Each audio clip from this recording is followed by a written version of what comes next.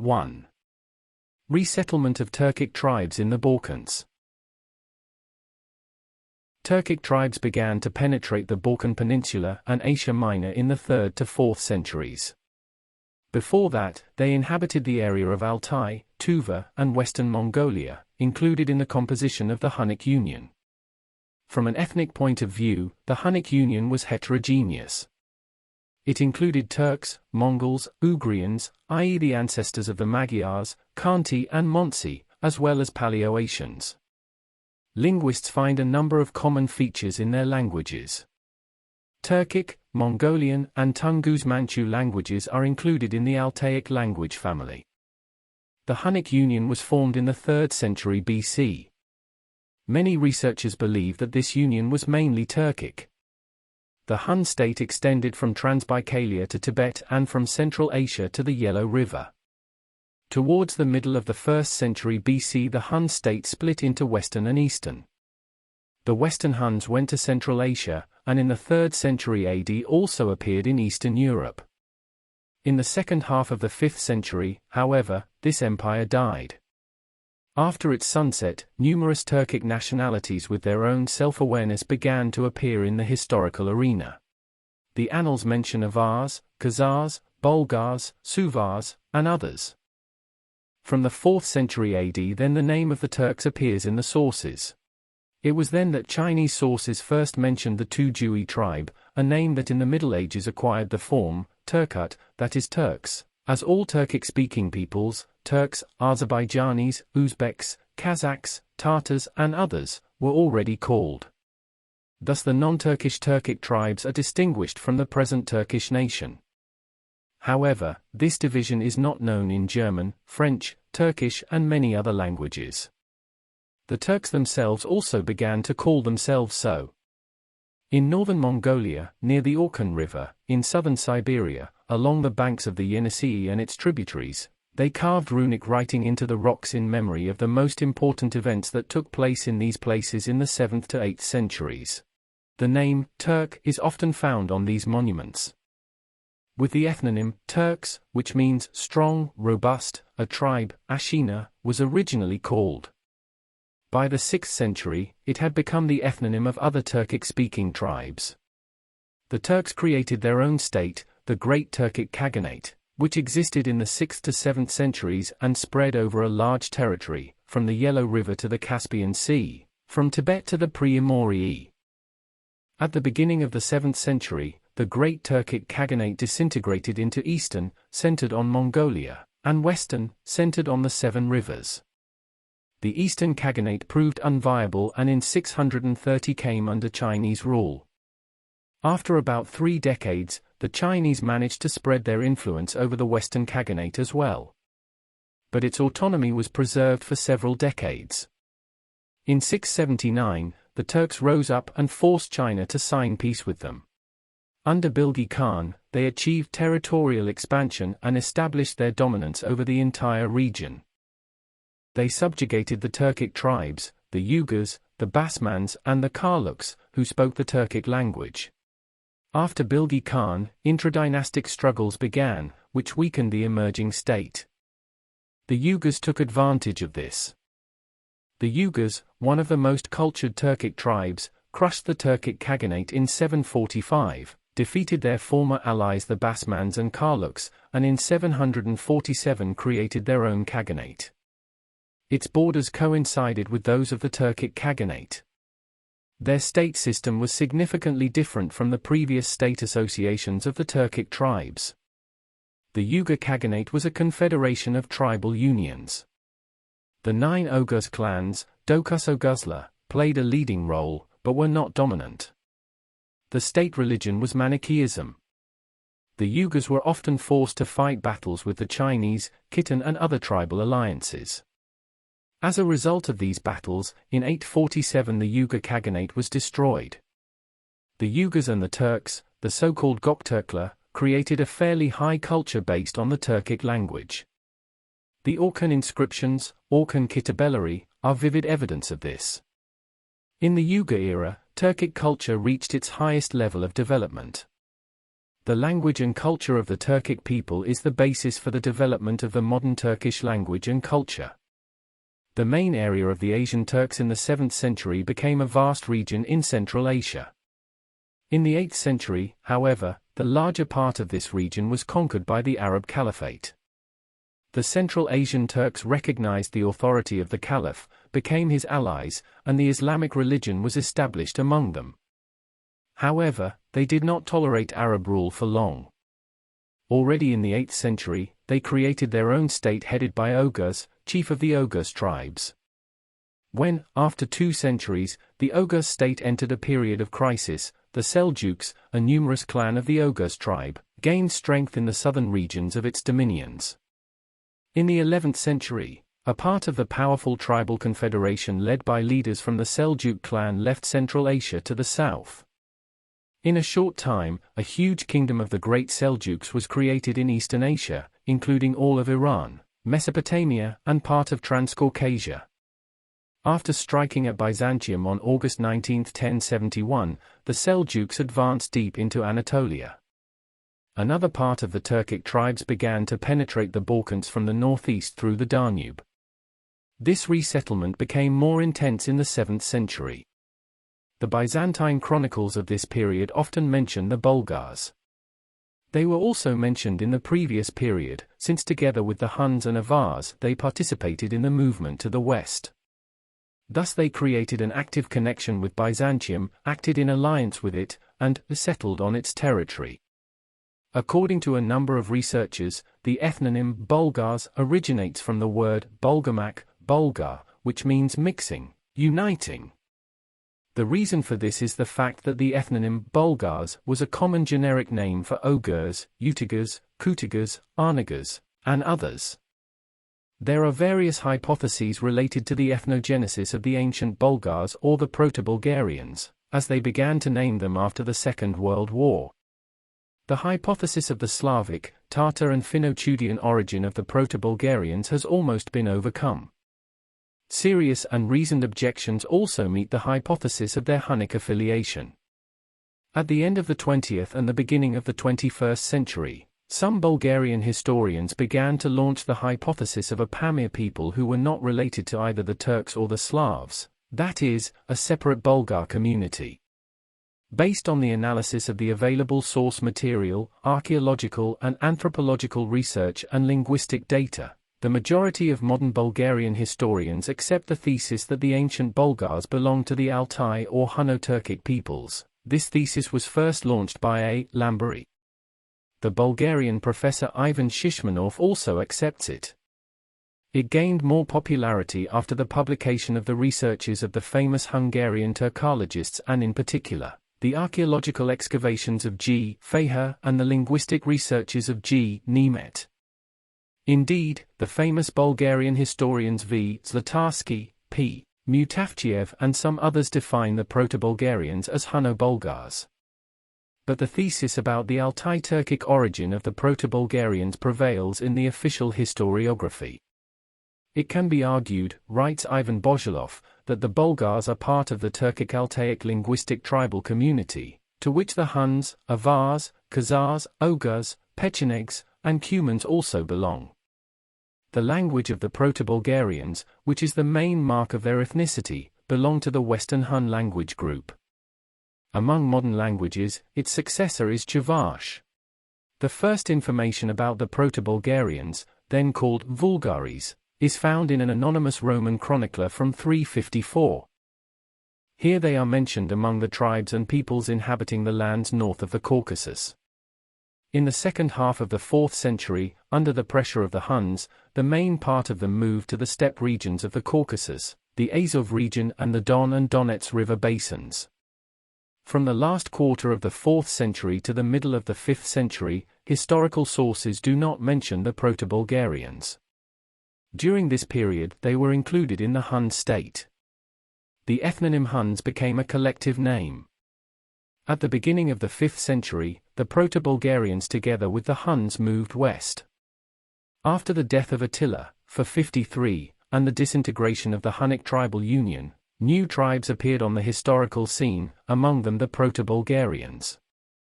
In the middle of the 6th century, the Turkic Khaganate became a significant political factor and managed to unite various tribes from Altai and some eastern regions of Central Asia. In the 60s of the 6th century, the Turks penetrated the Pryazovi and Transcaucasian steppes and conquered the Proto-Bulgarians. Subsequently, when the Turkic Khaganate disintegrated into Eastern and Western, the Proto-Bulgarians remained within the limits of the Western. At the beginning of the 30s of the 7th century, internal struggles for supremacy between the individual tribes arose in the Western Turkic Khaganate.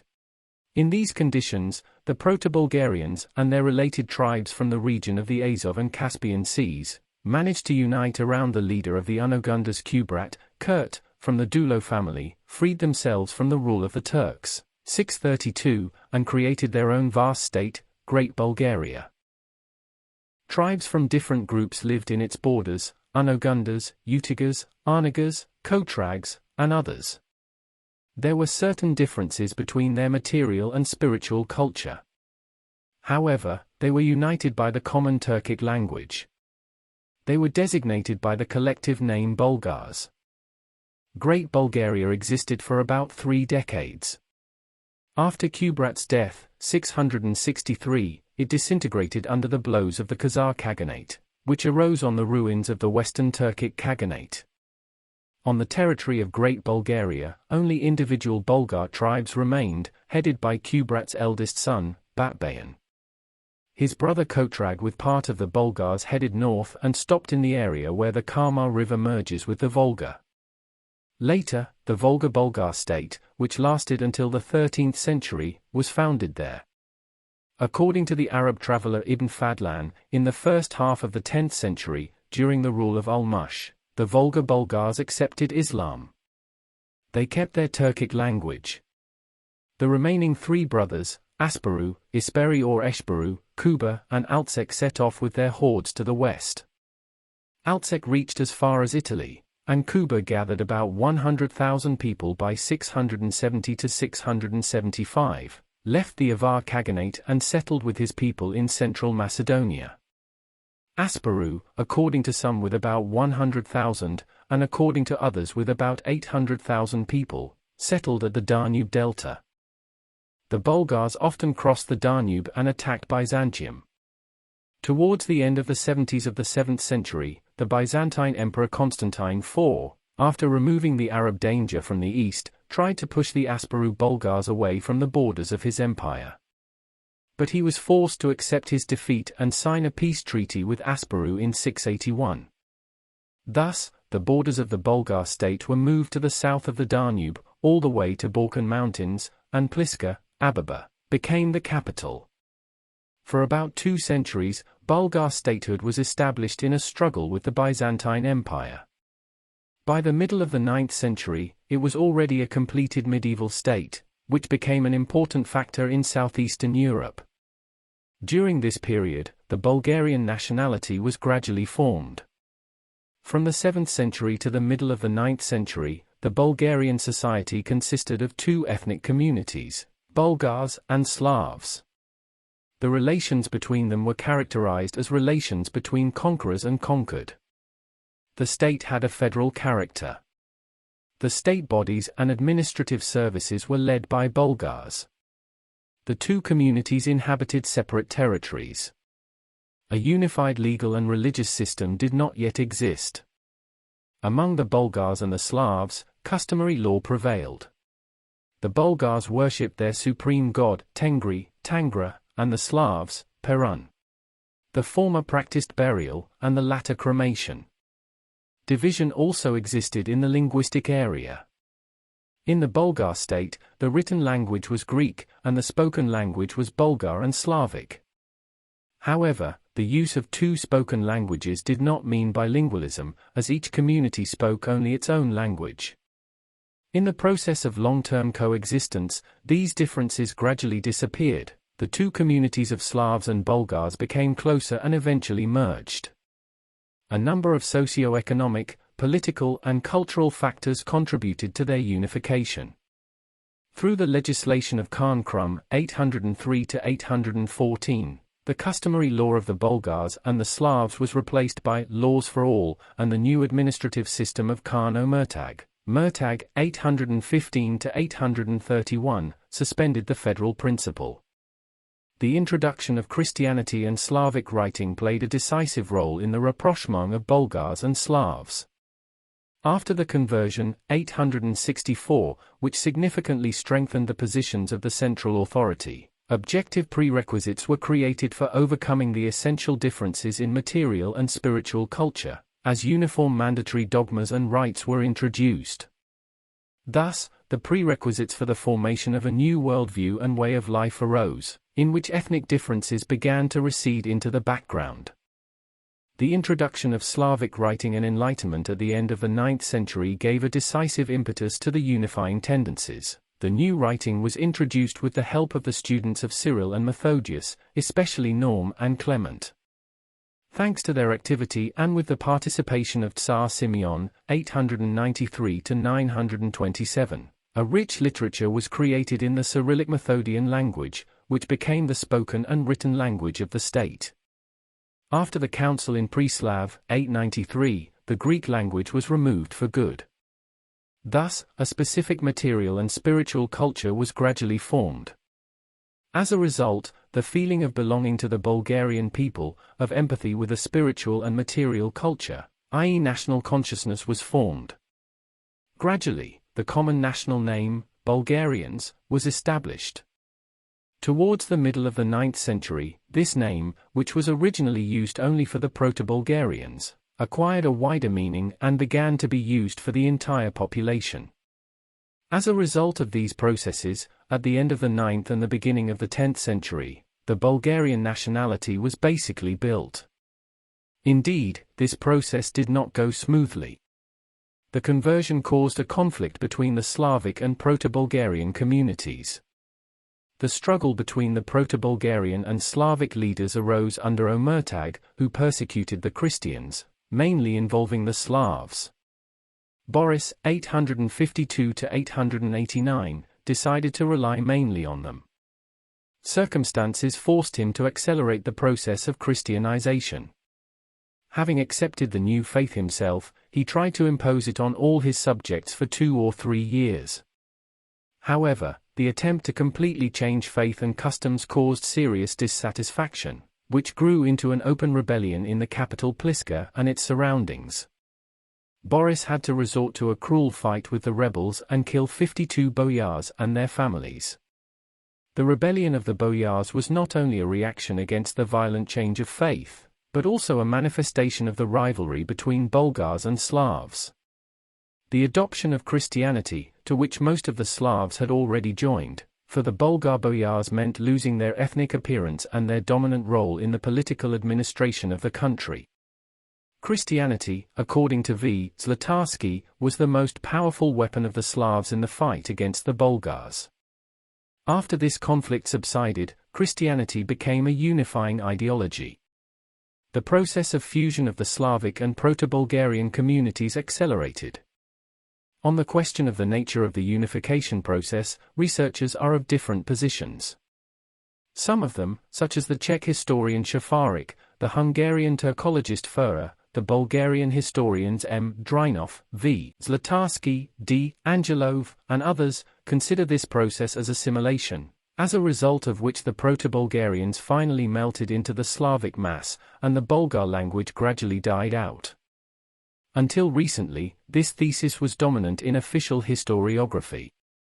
It was believed that as a result of the Christianization of the Bulgar state, the ethnic differences between Slavs and Proto-Bulgarians disappeared completely, and the Bulgar language gradually died out. In the past, G. S. Rakovsky objected to this thesis. Some modern Bulgarian historians believe that as a result of the fusion of various ethnic components, Proto-Bulgarians, Slavs and Thracians, a single nationality with quite specific features was formed. According to them, the strong influence of the Proto-Bulgarians can be seen in the language, in everyday life and especially in clothing, housing, family and wedding ceremonies. Traces of Proto-Bulgarian remain in the lexical fund of the Bulgarian language. This is characteristic especially of the state legal terminology. Even some of the researchers who share the conclusion of the complete fusion of the Asparuhian Bulgars with the Slavs from the lower Danube lands, admit that a small part of them preserved their Turkic identity. Looking for an answer to the question of what happened to the Danube Bulgars, the Shkorpil brothers at the end of the 19th century assumed that today's Mohammedan population of Dili Orman Turks, and perhaps the Gagauz Christians in eastern Bulgaria, are remnants of the old non-Slavic Bulgars. A similar assumption is expressed by Bulgarian and Russian specialists such as D.E. Yalımov and others. After ascertaining the preservation of certain features of the Bulgar language in the modern Chuvash and Gagauz languages, Yalımov emphasizes that not all Bulgars who moved along the Danube were Slavicized, and that some part of them existed for a long time as a Turkic ethnic group, handed over some of their elements to other later Turkic immigrants, Pechenegs, Uzes, Polovchans, taking part in the formation of the Gagauz ethnic community. Chroniclers mention the presence of a certain Turkic element in Bulgaria when it was conquered by Byzantium. Some authors consider the Gagauz to be their descendants. This belief, and in general the assumption of Turkic remnants of the Proto-Bulgarians, has not been confirmed based on the study of specific source material. Petr Mutavchiev accepts as close to the truth the statement that the Turkish-speaking population in Bulgaria has remnants of Pechenegs, Uzes and Cumans. Therefore, they deserve special attention. The three ethnic groups lived next to each other. The Pechenegs were subjects of the Kangju state, which was located south of the lakes Balkans and Aral. At first, they were known as Kangars, but in the 8th century they began to be called Badjanak, and in Greek, Pecheneg. The latter did not live well with their Uzi and Cuman neighbors, who inhabited the slopes of Altai and the Barabin steppe. By the 9th century, all three ethnic groups began to actively intervene in the events that were developing in Central Asia and the northern Black Sea lowlands. Due to the drought, part of the Pechenegs settled in Khwarezm and accepted Islam, and another part in 889 moved to the Black Sea region and began to enter the territory of the Byzantine Empire, subsequently settling there permanently. After their deployment in the northern Black Sea region, the Pecheneg tribes reached the peak of their power. Towards the middle of the 11th century, they formed a tribal union headed by Khan Tira. However, internal strife soon began, in which two tribes led by Kagan declared themselves against the rule of Tira. With the emperor's permission, Kagan crossed into Byzantine territory with about 20,000 of his followers. They were given 3 fortresses along the Danube and Arable land. In turn, they undertook to guard the border. This is the first mass resettlement of Pechenegs in the Balkans. Kagan often attacked Tira. After warning the emperor, in 1048 Tira crossed the frozen Danube. With the help of Kagan, the Byzantine army defeated the Pechenegs, among whom an epidemic appeared. Tira was captured along with many of his followers. The captives were settled around Shredits, Nish and Ovche Poli, where there were wastelands. When the threat of Seljuk attacks arose, Byzantium tried to use Pecheneg settlers. By order of the emperor, 15,000 Pechenegs were recruited to be transferred to Asia Minor. However, there was hesitation among them and they went north, settling in the area of Sto Mogali in the vicinity of today's Novi Pazar. After one defeat, 1053, Byzantium was forced to conclude a 30-year treaty with the Pechenegs. By virtue of this treaty, the Pechenegs were granted lands for settlement on the condition that they would not cross Balkan mountains. Powerless to deal with these foreigners, the Central Imperial Power was forced to cede almost all of northeastern Bulgaria to them. Thus, in 1074, after undertaking several devastating attacks, the Pechenegs founded their state, which covered almost all of northern Bulgaria. The Byzantine Emperor Alexius Comnenus conquered this part only in 1091. The Uz, called in Russian sources Turks, following the Pechenegs, also went west. The drought not only made it difficult for them to make a living, but also separated them. Finding themselves in the neighborhood of Khwarezm, some of them accepted Islam and began to merge into the Turkmen community. Enmity arose between them and the Uzes who did not accept Islam. The Muslims gained the upper hand in the rivalry and expelled the rest from Khwarezm. By the middle of the 11th century, this part of the oozes moved to the lower reaches of the Dnieper. Here, however, they encountered resistance from the Russian princes and began to cross the Danube. A large group of oozes, which according to the Byzantine historian Attaliates consisted of 600,000 people, crossed the Danube in 1064, broke the weak resistance of Byzantium and entered northern Bulgaria. Its raids mainly affected the Bulgarian lands between the Danube and Balkan mountains. Tired of prolonged fighting and plague-stricken, the oozes retreated north of the Danube. Some groups, however, remained on the Balkan peninsula. Moreover, at the beginning of the 80s of the 11th century, some of those who crossed the Danube began to return to Bulgaria again. The resettlement of the oozes became more massive after the Mongols' attack on the Cumans and the Russians. The Cumans penetrated the territory of the Balkans after the Pechenegs and oozes. In Byzantine sources, this ethnic group is called Kuman, in Hungarian, Kuan, in Russian, Polovtsi, and in Turkish and Muslim, Kipchak. According to Niemet, the word Kipchak means hot-tempered, and in Turkish, short-tempered. According to others, it mainly refers to certain anthropological features of the ethnic group in question, namely that they are blonde-haired and blue-eyed. The debate surrounding the ethnogenesis of the Cumans continues today. Some researchers, such as the Ukrainian scientist Golubakovsky, the Bulgarian researcher Mladenov and some Turkish authors, consider them as part of the Turkic tribal union Kemak. And the Kuman groups that settled in Bulgaria and Hungary were subjected to the greatest degree of Ogurization. Towards the middle of the 11th century, the Cumans separated from the Kemaks living on the banks of the Atish and went west, crossed the lands conquered by the oozes, and settled along the valleys of the Don, Dnieper, and Dniester rivers. Reaching the mouth of the Danube, they came into contact with Byzantium. They often left their settlements and penetrated the Balkan peninsula. From 1078 to the middle of the 13th century, the Cumans settled on Bulgarian lands at least 9 times. Especially in the second half of the 13th century, they organized a number of campaigns to the southern parts of the Balkans. They appeared in Thrace, Macedonia, and other areas. For some time they created a Kuman Pecheneg federation with the center in the city of Kumanovo, located in today's Republic of Macedonia. It is clear from the historical sources that the Cumans spread widely throughout the Bulgarian lands, in Sofia, Tarnovo, Silistra, around Vratsa, Vidin, Kotel, and other areas. The allied relations they established with the Bulgarians created favorable conditions for their resettlement on the Bulgarian lands. The Cumans actively supported the uprising of Asen and Peter against Byzantine rule.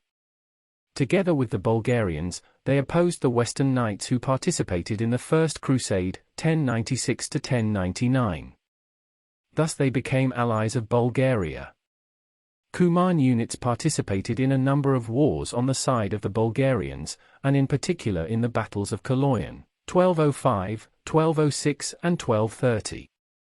Only in Kaloyan's battles with the troops of the Latin Emperor Baldwin, 14,000 Kuman allies took part. Allied relations in the 13th century paved the way for the Cumans in Bulgaria. A particularly massive migration of numerous masses crossed the Danube in 1237, when they were attacked by the Tatars. Oppressed by the Tatars, the Cumans sought refuge in Bulgaria and Hungary. In March 1241, 40,000 Cumans who settled in Hungary rose up and after receiving asylum from Ivan Asen II, 1218–1241, left for Bulgaria. The last wave of migration, according to G. Tahima, is connected with the collapse, 1300, of the state of the Tatar Khan Nogai. The participation in military actions of the Bulgarians gave the opportunity to many boyars of Kuman origin to occupy key positions in the political administration of Bulgaria. The fact that the rule of the Kuman dynasty began with George Terter is indisputable.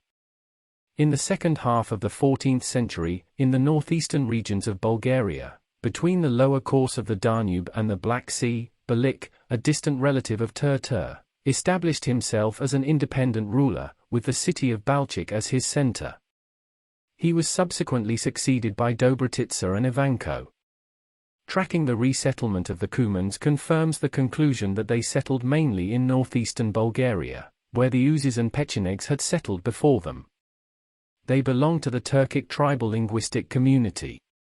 All three tribal communities spoke the Turkic language.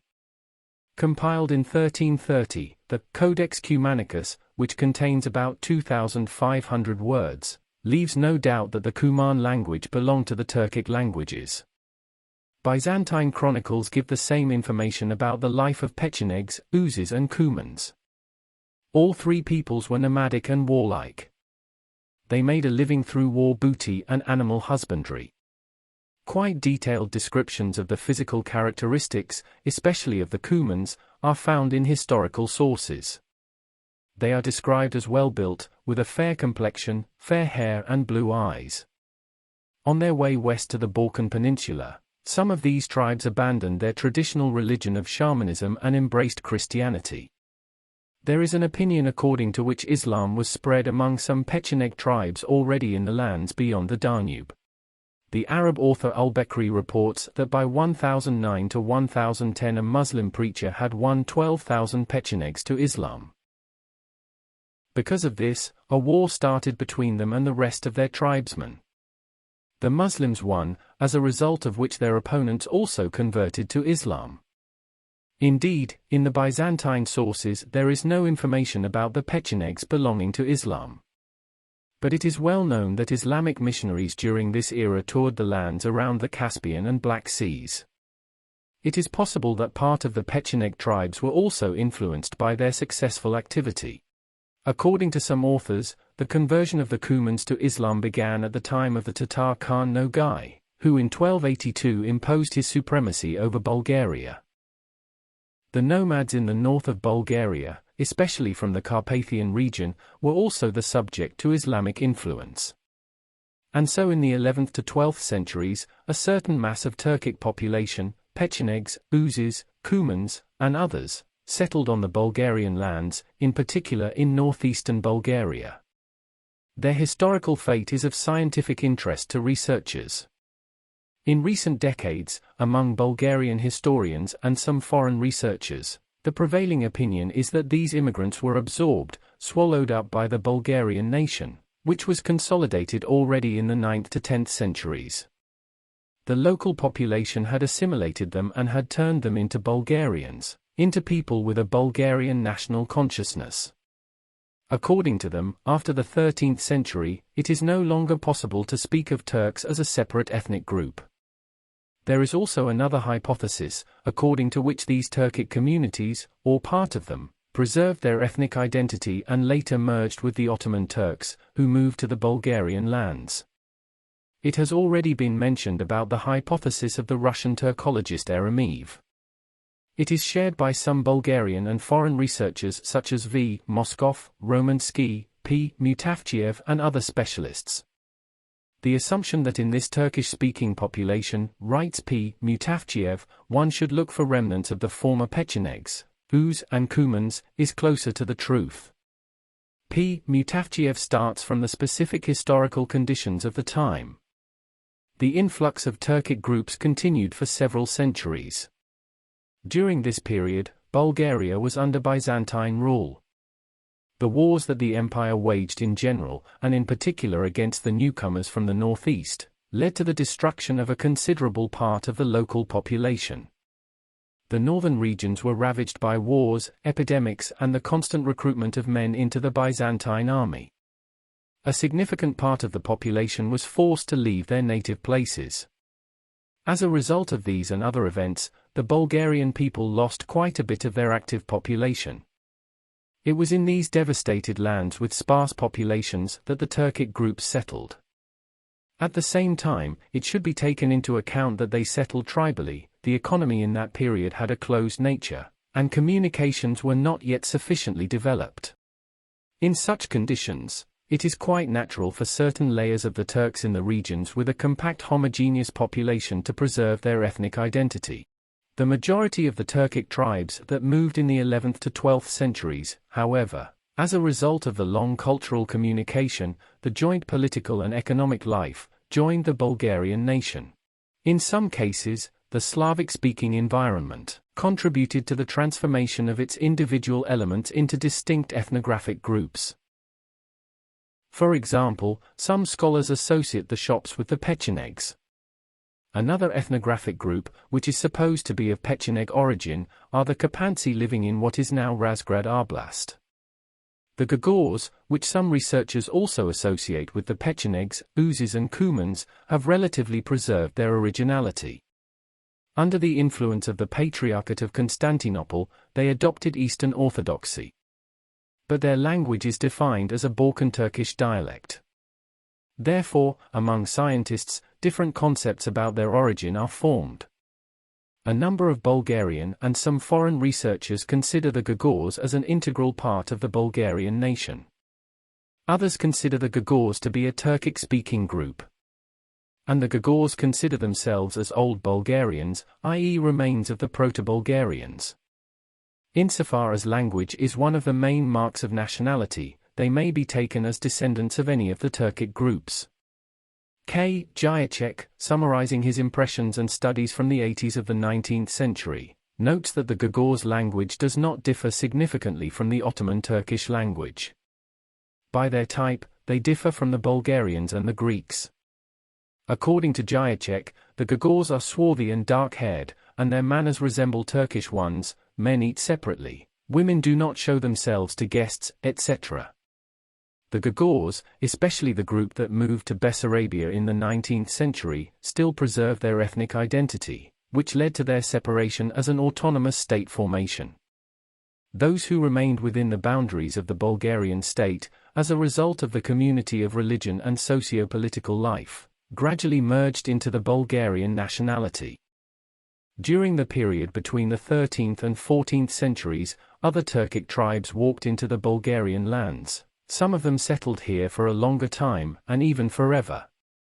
According to some historical sources, the so-called Black Hoods, Karakalpaklar, settled in Dobruja. They are mentioned in the Russian chronicles of the 11th to 12th century. They were in the service of the Russian princes. After the Mongol invasion in the 13th century, together with the Cumans, they moved to the Balkan Peninsula and settled in Dobruja. Researchers even mention the resettlement of some Seljuk groups on Bulgarian lands. The Byzantine writer Anna Komnena, daughter of the emperor, mentions a Seljuk group in her Alexiad.